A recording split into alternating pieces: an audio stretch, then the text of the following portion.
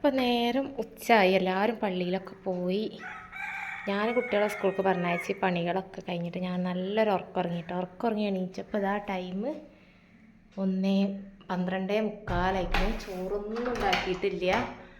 അപ്പം ഞാൻ വേഗം ഞാൻ അടുക്കളയിൽ പോയിട്ട് എന്തെങ്കിലും ഉണ്ടാക്കട്ടെ, പെട്ടെന്ന് റെഡിയാക്കാൻ പറ്റി എന്തെങ്കിലും ആക്കട്ടെ നോക്കട്ടെ. അടുക്കളയൊക്കെ ഫുള്ള് ശൂന്യാണ്. ഇതിപ്പോൾ ഇന്നലെ രാത്രിക്കത്തെ ബ്രോസ്റ്റിൻ്റെ ഇതൊക്കെയാണ്. പിന്നെ അതാ ഫുള്ള് കാര്യമാണ്. അപ്പം എന്താ പെട്ടെന്ന് റെഡിയാക്കാൻ പറ്റുക? ആലോചിച്ചോട്ടെ. കുറച്ച് തേങ്ങാച്ചോറ് ഉണ്ടാക്കാം. തേങ്ങാച്ചോറാകുമ്പം കറി ഇല്ലാതെയും കറി ഉണ്ടായിക്കൊണ്ട് നിന്നല്ലോ. അരി എടുക്കട്ടെ കേട്ടോ. അതിൻ്റെ മുന്നേ കെറ്റിൽ വെള്ളം വെക്കട്ടെ. ഇതാവുമ്പോൾ നല്ല സുഖമാണ്. വെള്ളം എന്താ നോക്കട്ടെ ആദ്യം. വെള്ളമുണ്ട്. പിന്നെ മറ്റേത് മുറ്റത്തിറങ്ങി വെള്ളം മുക്കേണ്ടി വരും. ഒരു ചോറുക്ക് പാകത്തിലുള്ള വെള്ളമാണ് ഞാൻ വെച്ച് കൊടുക്കണേ. അപ്പം ഞങ്ങൾക്ക് രണ്ടാൾക്കും തിന്നാൻ വേണ്ടി മാത്രമാണ്. കുട്ടികളൊക്കെ സ്കൂൾക്ക് പോയത്.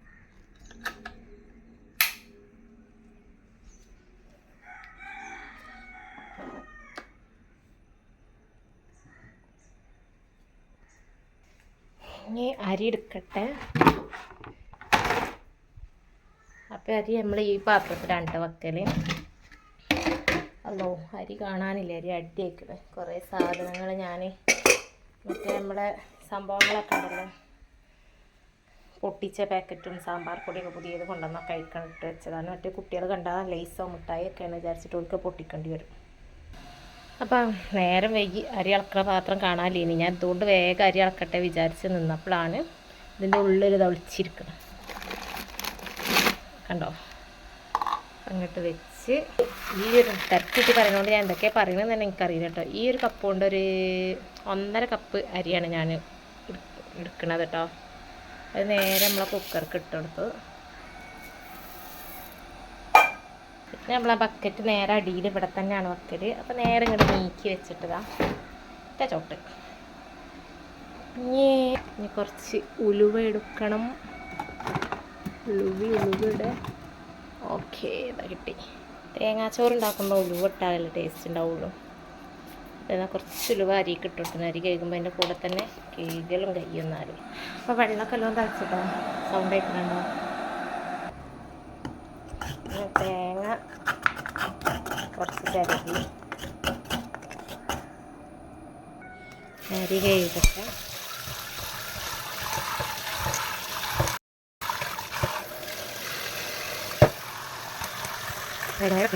പറയാൻ മറന്നു പോകുന്നു.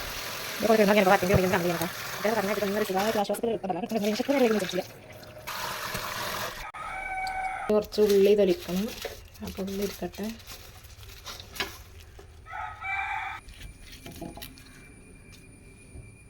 പിന്നെ ഇതൊന്ന് തൊലിച്ച് ഒന്നും വീഡിയോ എടുക്കാനൊന്നും കഴിഞ്ഞില്ല. പിന്നെ അതാ തൊലിച്ച് ഇതുപോലെ കട്ട് ചെയ്ത് വെച്ചിട്ടുണ്ട് കേട്ടോ.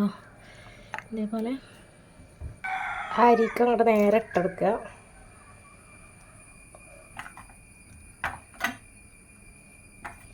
കുക്കറിൻ്റെ ഉള്ളൊക്കെ മഞ്ഞ കളറുണ്ട്. ഞാൻ കടലക്കറി ഉണ്ടാക്കിയതിൻ്റെ ശേഷം കമ്പിട്ട് ശരിക്കും ഉരച്ചിട്ടില്ലേ, അപ്പോൾ അതാണ് മഞ്ഞ കളറ്.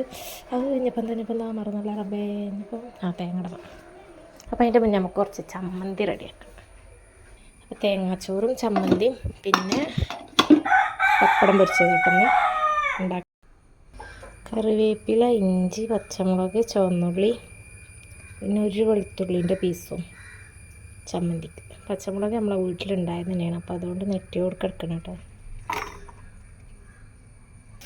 അത് ജാർക്കിട്ട് പിന്നെ അതാ തേങ്ങ ഇട്ടെടുത്തു.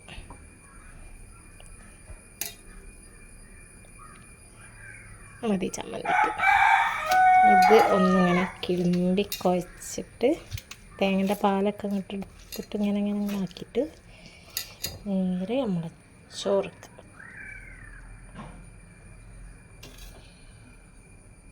പിന്നെ കുറച്ച് വെള്ളം എടുത്തിട്ട് ഈ പ്ലേറ്റിക്ക് വയ്ക്കുകയാണ്. അപ്പോൾ നല്ല തേങ്ങാപ്പാലുണ്ട്. അപ്പോൾ ഞാൻ എൻ്റെ കയ്യും കൂടെ ഒന്ന് ഇങ്ങനെ ആക്കിന് കേട്ടോ. അത് നമ്മൾ ചോറുക്ക് വെച്ചെടുക്കുക, അരിക്ക് വെച്ചെടുക്കുക. അത് വേഗം കഴുകാനാണ് കേട്ടോ. നമ്മളെ ഉള്ളി വരുന്ന പാത്രം ചെയ്താൽ കിട്ടുന്നത്. അപ്പോൾ ചോർക്ക് ആവശ്യത്തിനുള്ള ഉപ്പിട്ടു. ചമ്മന്തിക്ക് ഉപ്പിടട്ടെ.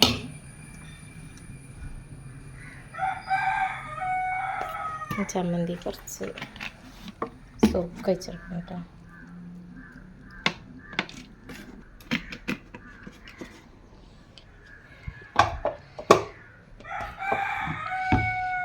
ചോർക്ക് ഉപ്പിട്ടിട്ട് ഒന്ന് വെള്ളം ഒഴിച്ചെടുക്കണം കേട്ടോ. അപ്പോൾ ഇതിന് വെള്ളം എപ്പോഴോ തിളച്ചിങ്ങി തിളച്ച വെള്ളം ഒരു ഏകദേശം ഒരളവായിട്ട് അളന്നിട്ടൊന്നുമില്ല, അങ്ങനെ ഒഴിച്ചെടുത്ത്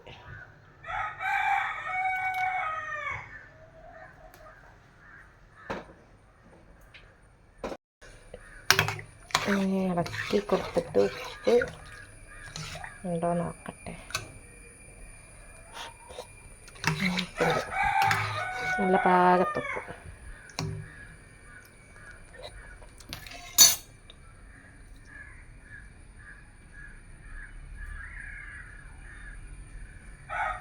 കുക്കറിൻ്റെ മുകളിൽ എടുത്തിട്ട് അടച്ച് കൊടുക്കണം.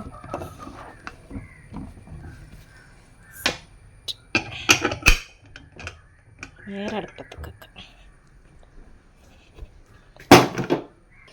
വീഡിയോക്ക് എന്തെങ്കിലും മിസ്റ്റേക്കൊക്കെ ഉണ്ടെങ്കിൽ ക്ഷമിക്കണം കേട്ടോ. ടൈം ഇപ്പോൾ പള്ളിക്കുന്ന് വരുമ്പോഴത്തേന് ചോറാവാഞ്ഞാൽ എന്നെ ഇവിടെ നാട്ടി വിടും. ചമ്മന്തി ഇറക്കട്ടെ.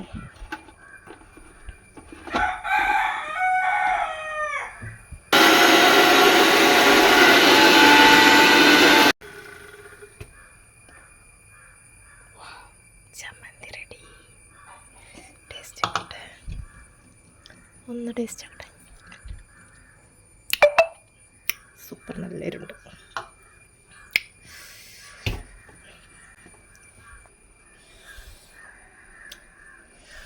ചമ്മന്തി പിടുത്തം വിട്ട എരിവാണ്. വെള്ളം കുടിക്കട്ടെ.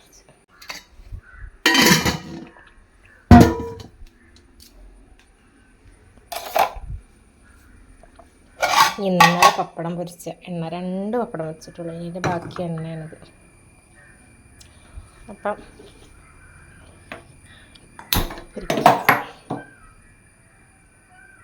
പപ്പടക്കോല് കാണാതെ. അപ്പം ഇനി ഓടക്കൊടി എടുത്ത് കോലുണ്ടാക്കിയിട്ട് വേണം.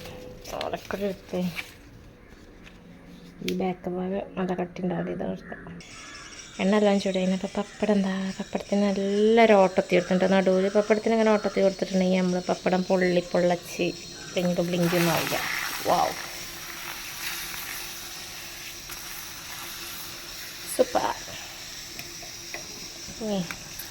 ബാക്കിയിട്ടും കൂടെ വേഗം ചുട്ടെടുത്തിട്ട് കൈ കൊണ്ടുണ്ട്.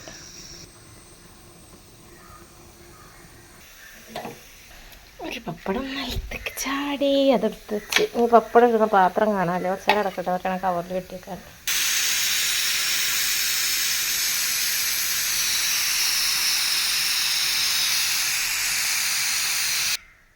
ടൈം 1:05. അപ്പോൾ പള്ളിയിൽ നിന്ന് വരാനാവണുള്ളൂ. അപ്പോൾ പണിയൊക്കെ കഴിഞ്ഞ് ഇനി ചോറ് ദമ്മിൽ കിടന്ന് വെന്തോളും.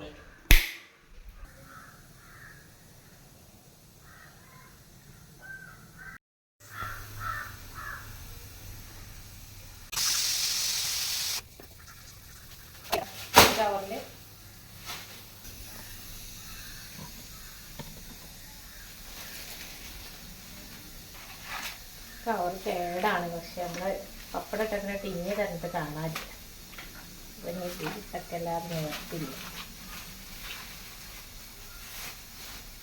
അപ്പം ഇതിനെ നമുക്കൊരു സ്ഥലത്ത് കൊളത്തണം.